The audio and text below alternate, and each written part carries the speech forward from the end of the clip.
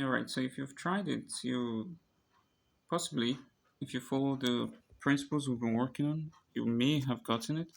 But let's check it out. So now this is 2 minus 3. We know it cannot go.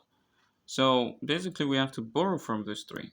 Now remember what we are doing. Whatever we borrow has to be in the base. And this is base 5 we're working on. So we're borrowing 5 from this. And this one becomes 2. This one becomes 7 because if we add 5 to if we add 5 to 2 here, it becomes what? 7. So 7 minus 3 is what? 4. All right, 4 is a base 5 number. Now this one is 2 also, so 2 has to borrow again from this 4. And this 4 here will become 3.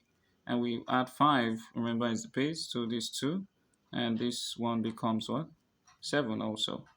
And then we have 7 minus 3, which is what? 4. And then we have 3 minus 2 will give us 1. So this is the answer in base 5.